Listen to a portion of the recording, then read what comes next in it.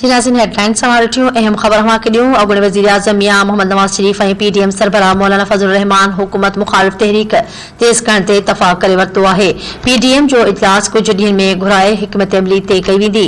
ज़रियनि मूजिबि नवाज़ शरीफ़ पीडीएम सरबराह मौलाना फज़लुर रहमान सां टेलीफोनिक राब्तो करे हुकूमत मुखालिफ़ तहरीक खे फ़ैसिलाइतो बणाइण ते सलाह मशवरा कया। ॿिन्ही अॻवाननि विच में अपोज़िशन जे गॾियल मार्च बाबति पीपल्स पार्टी जी तजवीज़ ते बि ख़्यालनि जी ॾे वठि कई वई।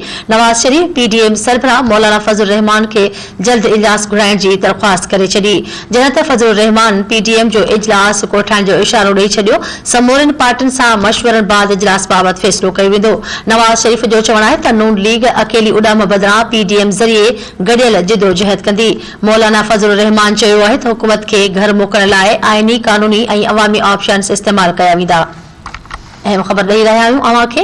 अॻूणे वज़ीर आज़म मियां मोहम्मद नवाज़ शरीफ़ ऐं पीडीएम सरबराह मौलाना फज़लुर रहमान हुकूमत मुखालिफ़ तहरीक तेज़ करण ते इतफ़ाक़ करे वरितो आहे। पीडीएम जो इजलास कुझु ॾींहनि में घुराए हिकमत अमली तइ कई वेंदी। ज़रियनि मूजिबि नवाज़ शरीफ़ पीडीएम सरबराह मौलाना फज़लुर रहमान सां टेलीफोनिक राब्तो करे हुकूमत मुखालिफ़ तहरीक खे फ़ैसिलाइतो बणाइण ते सलाह मशवरा कया आहिनि।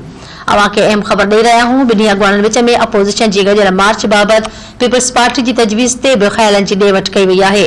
नवाज़ शरीफ़ पीडीएम सरबराह मौलाना फज़लुर रहमान खे जल्द इजलास घुराइण जी दरख़्वास्त करे छॾी आहे। जॾहिं त फज़लुर रहमान पीडीएम जो इजलास कोठाइण जो इशारो ॾेई छॾियो आहे। समूरनि पार्टियुनि सां मशवरे बाद इजलास बाबति फ़ैसिलो कयो वेंदो। जॾहिं त नवाज़ शरीफ़ जो चवणु आहे त नून लीग अकेली उॾाम बदिरां पीडीएम ज़रिए गॾियल जिदोजहद कंदी। मौलाना फज़लुर रहमान चयो आहे त हुकूमत खे घर मोकिलण लाइ आइनी कानूनी ऐं अवामी ऑप्शन्स इस्तेमाल कया वेंदा।